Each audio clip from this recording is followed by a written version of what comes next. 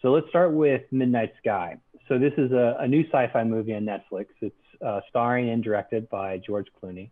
The film takes place in the near future where they never explain it, but an unexplained event has led to some kind of catastrophic change in weather that basically makes the surface of the earth unlivable and forces the remaining people underground.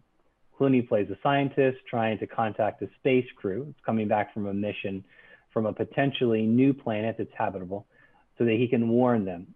Although he's warning them to not come back to Earth because I guess they can't re-enter Earth. And ultimately, my confusing explanation is one of the reasons why the movie, while well made, wasn't really overly compelling. It was okay, it was fair, but Clooney takes this incredibly minimalist approach to telling the story. It doesn't give a lot of details about what's really going on. And I believe that leads to really a lack of emotional connection with really any of the characters. I didn't find myself caring what happened to any of them. And while Clooney chose to try to keep the focus on the characters, not fully understanding what was going on places like Earth made it difficult to put things into context. In addition, each of the storylines felt to me like they were really cliche. And there's a bit of a twist at the end that just felt more manipulated than it did earned. And so overall, I'm going to give the movie a 7.0 out of 10. So like I said, it wasn't a terrible movie. And the fact that if you have a Netflix subscription, it's free. It's worth just watching and checking out. But I don't know that it ultimately is worth the $100 million it reportedly cost to make. And that's a shame because you'd like to see an investment of that size lead to much more of an emotional punch. It is worth mentioning, though, that the film was released in 800 theaters across 16 countries in addition to Netflix. So Trey, I know we talked about this with Wonder Woman and sort of the, as the different film distributors are looking for ways to put movies out there, they did this as well with this movie. I think primarily, though, not to make money, but primarily to make sure that it qualified for award season, even though in my opinion, it's not going to win any awards. The other thing that's worth noting is that it's on track to be one of Netflix's most popular movies ever. It had 72 million households streaming the movie in the first week. Now, whether those same households would have actually gone out and bought a ticket or not is a whole nother thing, because if they would, then the movie would have made an incredible amount of money on its opening weekend. I just think, though, for sci-fi movies and $100 million, we got to be a little bit bolder in terms of the vision and the film that's getting made. But like I said, it's a well-made movie. It's mildly interesting, worth checking out. It's just not one that you're going to remember, and it's not going to make any of your top 10 lists. Trey, let me hand it over to you. Talk to us a little about Cobra Kai. So let me ask you this on Midnight Sky before we move on. So yeah, in your opinion, who is the movie made for? Like what's maybe not necessarily like demographic, but what's the subscriber base that you would say, hey, go check it out?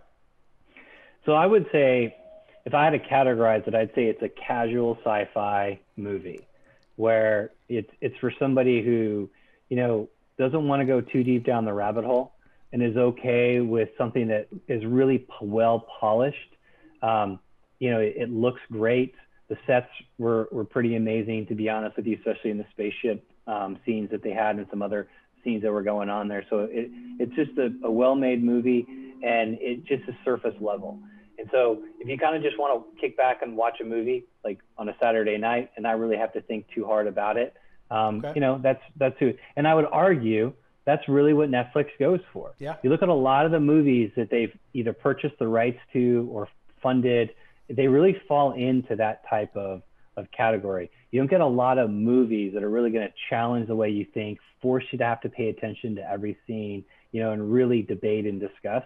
That doesn't seem to really be what their focus is. So I would say that this movie, honestly, it's probably exactly what Netflix wanted. Yep. And if you look at the number of people that watched it, 72 million households, Netflix is probably high-fiving each other and saying, we nailed it. Let's go green light another movie. Is it like what's the rating? Is it, would you say it's like a PG-13, or what's the cutoff age for kids, would you say?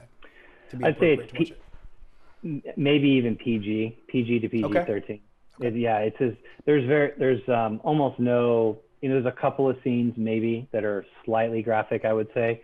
But for the most part, in space, obviously, there's one scene in space maybe that could be a PG-13. It's probably PG-13 if it was rated. I'm not sure what it was rated. I have to actually go look at it. It's a great question.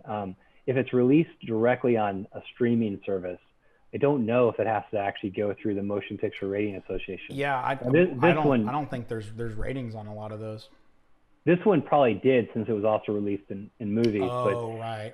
There, yeah. Yeah. Good point. But my guess would be it's PG-13. It is suitable for, I would say, anyone probably 10 and up.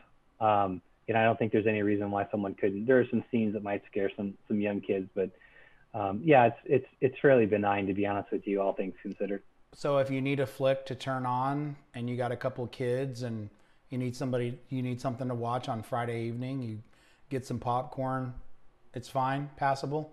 Not going to change your life, but no, it's kids free, are going to get somewhat free, right? The kids will get bored of it. It's quickly.